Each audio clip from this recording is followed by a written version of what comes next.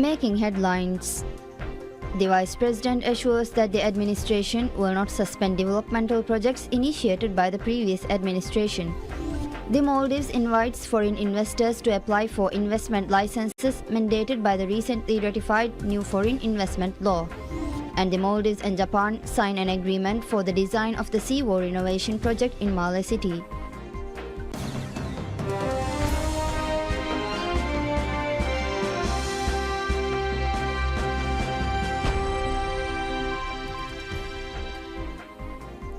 Bismillahirrahmanirrahim. Assalamu alaikum and welcome to PSMNEWS in English with me, Idham Naim. Reaffirm new football grounds on Ukuras in Alif Alif Atoll. The Vice President emphasized that these projects would continue at a faster pace. The Vice President stated that President Dr. Mohammad Muiz will continue to deliver on his electoral pledge of ensuring that developmental projects initiated by the previous administration that are beneficial for the people will not be hindered or suspended during his government. He also highlighted the administration's commitment to securing necessary funds and ensuring the speedy progress of these projects. The Vice President described the new football ground on Ukuras as a prime example of the administration's dedication to continuing developmental projects without hindrance. He also addressed the needs of the youth, urging them to voice their concerns and promising that the administration would cater to their needs and wishes. Stressing the importance of recognizing and appreciating the youth as the driving force behind the country's advancement, Vice President Latif assured that with the advice from President Dr. Muiz, the administration will try to cater to the needs and wishes of the youth. The Vice President also noted that the administration plans to renovate sports facilities that require maintenance and repair, ensuring they are completed during its term. He specifically noted that there were many sports grounds on various islands that had been left unmaintained and in need of repairs. While the event highlighted the administration's efforts to promote sports facility development across the country, the administration continues to prioritize the development of sports facilities nationwide, aiming to complete several projects by the end of 2025. Maldives invites foreign investors to apply for investment licenses mandated by the recently ratified new foreign investment law. The new law, which came into force from December 3rd, mandates foreign investors to acquire a special foreign investment license through the Ministry of Economic Development and Trade. The law, ratified by President Dr. Mohammad Muiz in September, outlines the procedures to be followed to acquire foreign investment approval. It outlines provisions for identifying investment opportunities in the island nation, including provisions on investor protection and safety measures, investor responsibilities, and details the terms for compensation and other related provisions. In addition, the bill lays down special circumstances under which the investment can be withdrawn by the state and actions that would constitute violations of the law. It also states the new law would take precedence over any foreign investment provisions laid down in any other law other than the Special Economic Zone Act. This is the first time Maldives has amended the foreign investment laws in nearly half a century. Maldives and Japan signed an agreement for the design of the seawall renovation project in Male City. The agreement was signed by the Minister of State for Construction and Infrastructure, Ibrahim Toam Muhammad, and Chief Consultant from Japan's consultant team, Hiromi Namiki. The Construction Ministry said that the agreement primarily focuses on the detailed design work of the seawall planned for renovation in Male City. The ministry aims to complete the design phase by the first quarter of next year. The agreement follows the exchange of notes signed between the Maldives and Japan in September, as well as the grant aid agreement signed in October. The project is part of Japan's economic and social development program, with the Japanese government providing a donation of $140,000 to fund the design phase of the seawall renovation. The seawall surrounding Male City stands as a symbol of the strong bilateral relations between the Maldives and Japan. Following the 1987 tidal wave that caused significant flooding in Male, the Japanese government fully funded the construction of the seawall to mitigate the impact of such natural disasters. Research for the seawall's construction was conducted between 1991 and 1992, and the design and the implementation phases took place from 1993 to 2002. This project remains one of the largest construction initiatives in Malé City. Diplomatic relations between the Maldives and Japan were established in 1967. This year marks the 55th anniversary of diplomatic relations between the two countries. Minister of Cities, Local Government and Public Works, Adam Sharif Umar, has stated that the administration of President Dr. Mohammad Moise has a dual focus on both infrastructure and progressive development of island communities. He made the statement at a ceremony in Mafushi, Kaf et al. To mark the donation of solar street lamps by the Chinese government. Speaking at the ceremony, Minister Umar emphasized that the country cannot reap the benefit of a development by solely focusing on infrastructure.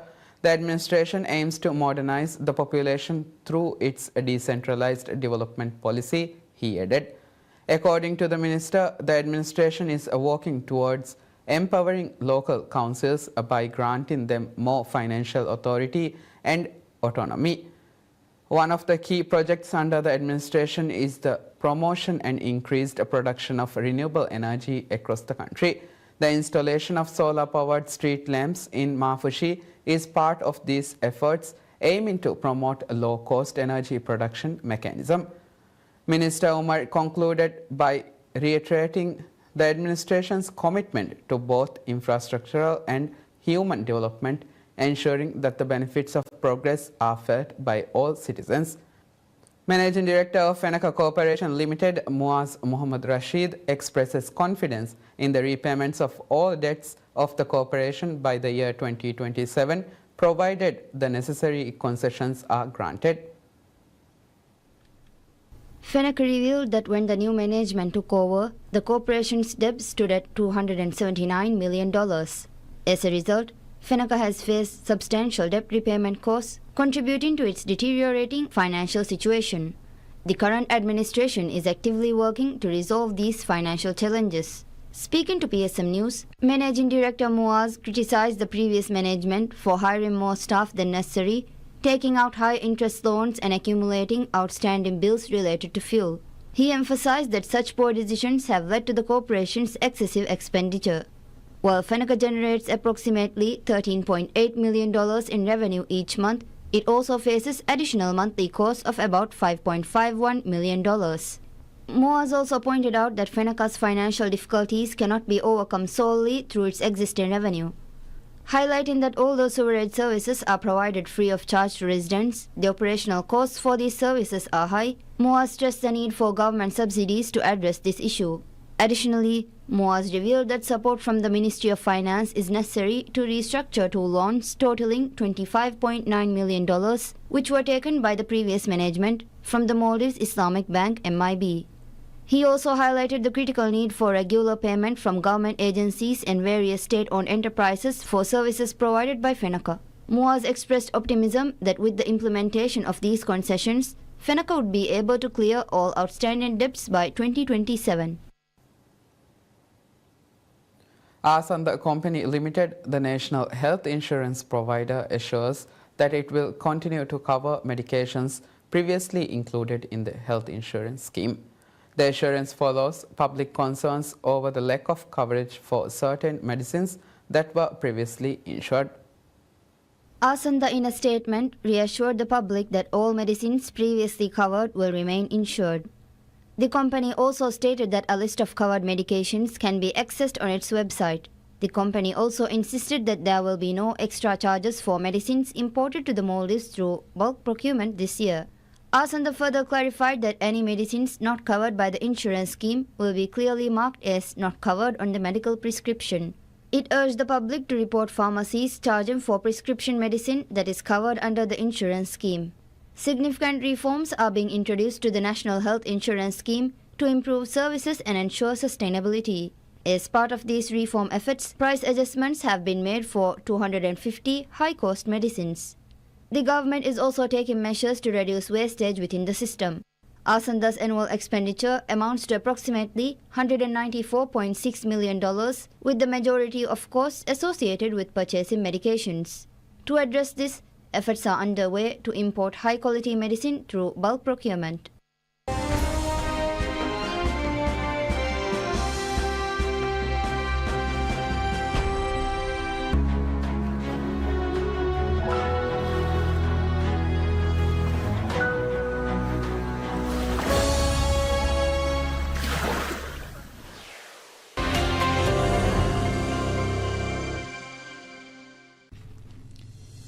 ರಾಜ್ಯಗ ಎಮ್ಮೆ ಆಮು ಬಲಿತಕಕ್ಕೆ ಕೊಬ ಬಲಿ ಜೈಫೋರಿಕನ್ ದೆನಗಣ್ಣಾಣಿ ಕೀನೆ ಬಲಿಗೆ ಅಲಾಮೆತ್ತಕಕ್ಕೆ ಕೊಬ ಬಲಿನ್ ರಕ್ಕಾತಿರುವುಮ ಕುರೆವೇನ ಕಂತತಕಕ್ಕೆ ಕೊಬ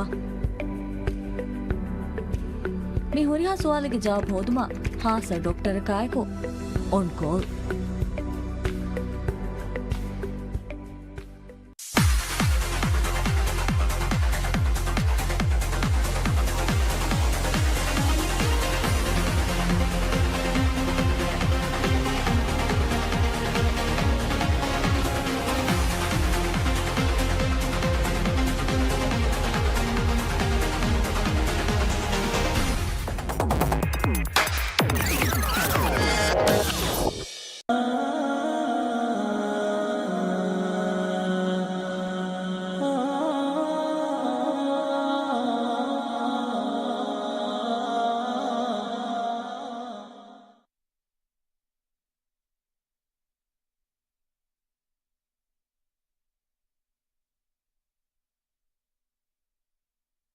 الله أكبر الله أكبر الله أكبر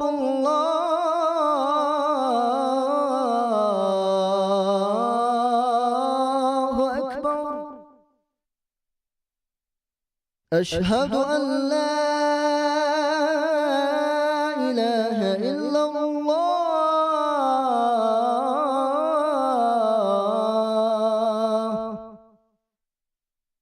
أشهد أن لا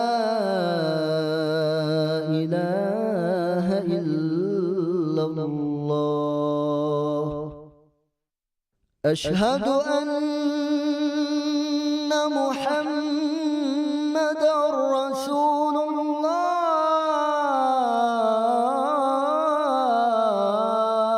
الله أشهد أن محمدًا رسول الله حي على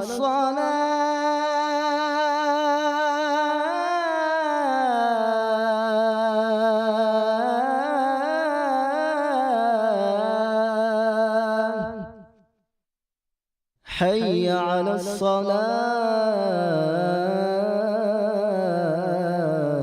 الصلاة حي على الفلاح حي على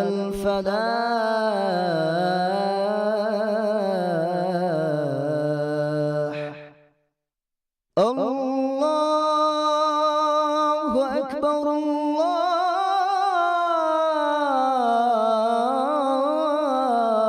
الله أكبر لا إله إلا الله اللهم رب هذه الدعوة التامة والصلاة القائمة آت محمدًا الوسيلة والفضيلة والدرجة الرفيعة وبعثه مقامًا محمودًا الذي وعدته وارزقنا شفاعته برحمتك يا أرحم الراحمين وصلى الله على محمد وآله وصحبه وسلم والحمد لله رب العالمين.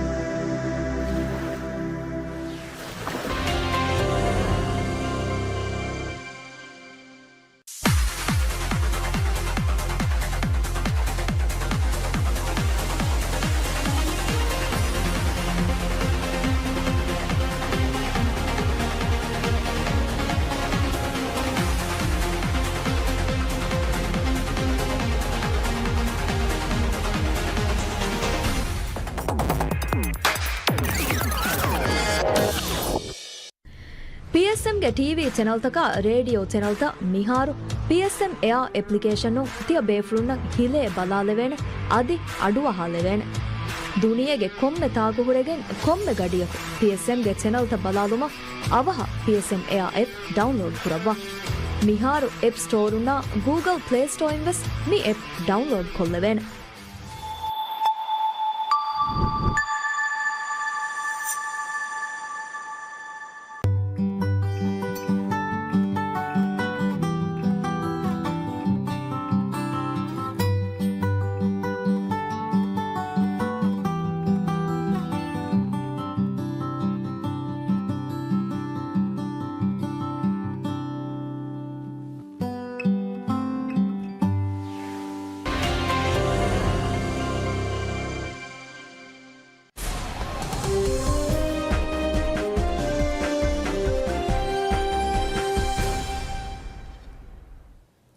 Bitcoin catapults over $100,000 for the first time, a milestone held even by skeptics. Bitcoin catapulted over $100,000 for the first time on Thursday, a milestone held even by skeptics as a coming of age for digital assets, as investors bet on an income-friendly US administration to cement the place of cryptocurrencies in financial markets. Once it broke $100,000, boosted by US President-elect Trump's nomination of pro-crypto Paul Atkins to run the Securities and Exchange Commission, it was soon at an all-time high of $103,619. It was last fetching $102,675, up about 5% on the day BTC. According to data provided by CoinGecko, the total value of the cryptocurrency market has almost doubled over the year, so far to hit a record over $3.8 trillion. By comparison, Apple alone is worth about $3.7 trillion. Bitcoin's march from the libertarian fringe to Wall Street has minted millionaires, a new asset class, and popularized the concept of decentralized finance in a volatile and often controversial period since its creation 16 years ago. Bitcoin has more than doubled in value this year and is up more than 50% in the 4 weeks since Donald Trump's sweeping election victory, which also saw a slew of pro-crypto lawmakers being elected to Congress.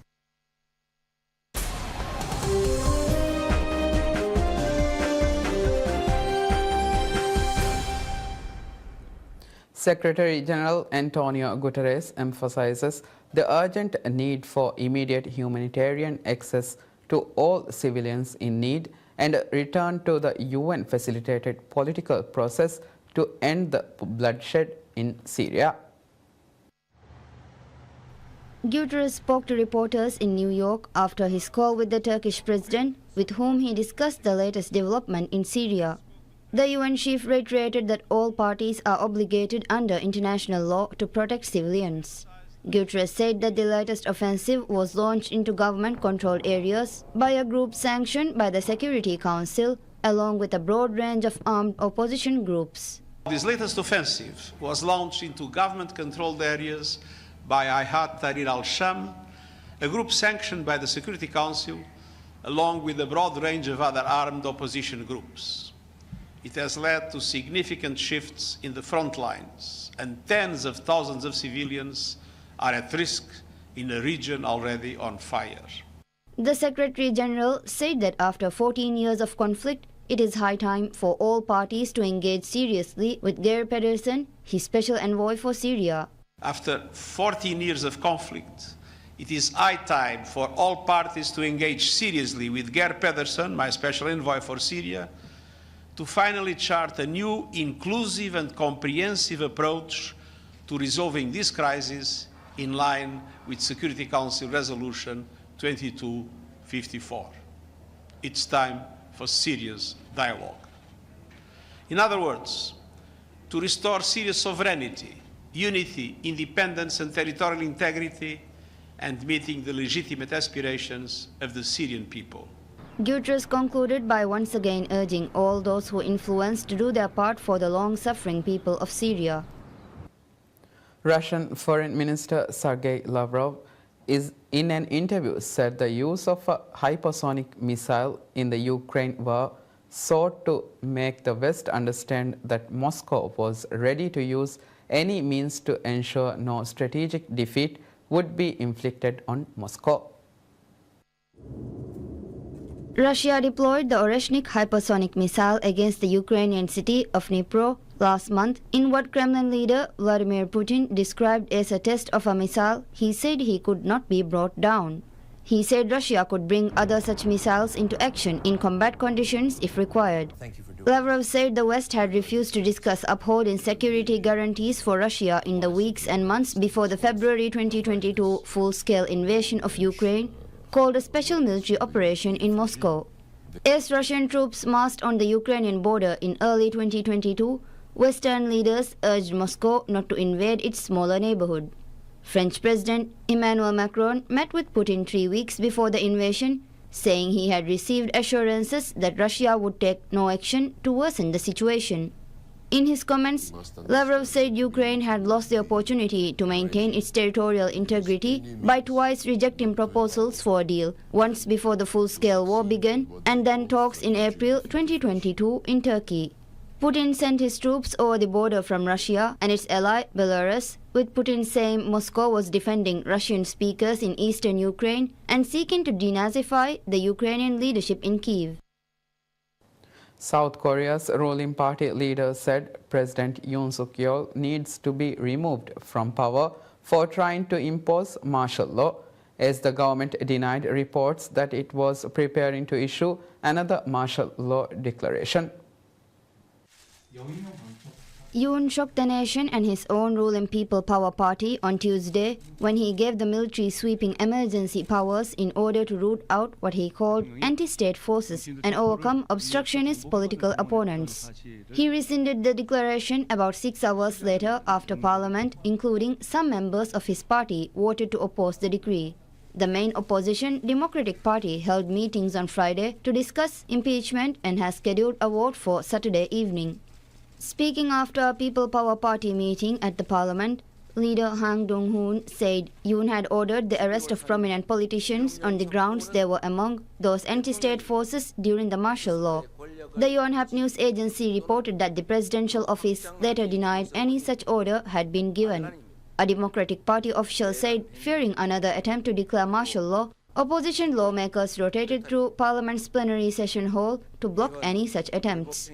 Acting Defense Minister Kim Seon-ho said reports there may be another attempt to impose martial law were not true. Han said earlier there was a high risk of extreme actions such as this emergency martial law being repeated while Yoon remained in power, putting the country in greater danger. On Thursday, the ruling party said it was against impeachment, but Han suggested that stance may be shifting in light of credible evidence that Yoon had intended to arrest and detain political leaders.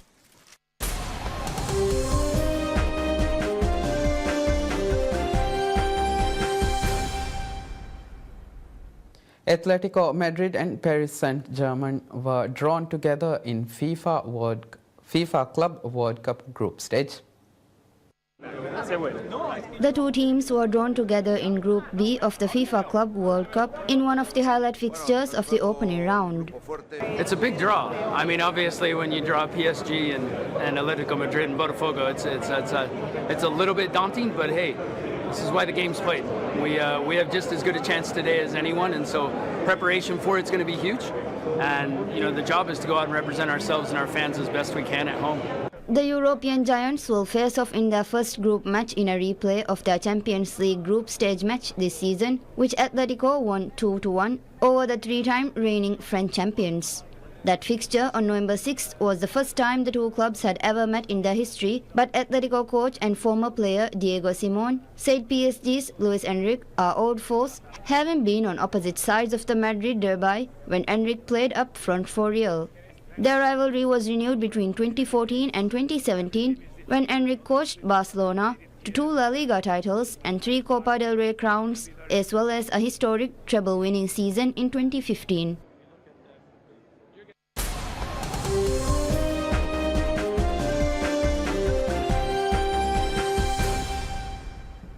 NASA Administrator Bill Nelson announces new delays in the U.S. Space Agency's Artemis program to return astronauts to the moon for the first time since 1972, pushing back the next two planned missions amid potential policy changes under President-elect Donald Trump's administration. Nelson told a news conference at NASA headquarters that the next Artemis mission, sending astronauts around the moon and back, has slipped to April 2026, with the subsequent astronaut landing mission using SpaceX Starship planned for the following year. Assuming the SpaceX lander is ready, we plan to launch Artemis 3 in mid-2027. That will be well ahead of the Chinese government's announced intention that they have already publicly stated is 2030. The newly announced delays came after NASA concluded an examination of the Orion crew capsule made by Lockheed Martin and its heat shield, which had cracked and partially eroded during re-entry into Earth's atmosphere on its debuted 2022 uncrewed test mission Artemis 1. Nelson said that he and other senior NASA officials unanimously decided at a meeting this week to keep the heat shield design as is for Artemis 2 but change the capsule's return trajectory to prevent the cracking issues. Orion capsules on missions beyond Artemis 2 will have an upgraded heat shield. According to Pam Melroy, NASA's deputy administrator, replacing the Artemis 2 heat shield would have caused a much longer delay of at least a year. Our team did identify the correct root cause of the Artemis heat shield issue. They also validated that our test approach would bound the risk that again ultimately led to the flight rationale that it was safe to fly. The Artemis 2 mission, a flight carrying astronauts around the moon in Orion but without a landing, has experienced previous delays as well, including one announced by Nelson in January, pushing back its timetable to September 2025. Nelson on Thursday confirmed it would be further delayed until April 2026. The United States and China, an ascending power in space, are both courting partner countries and leaning on private companies for their moon programs. The Artemis program has been NASA's top priority under Nelson. That's it for now. Thank you for watching PSM News. Have a good day ahead.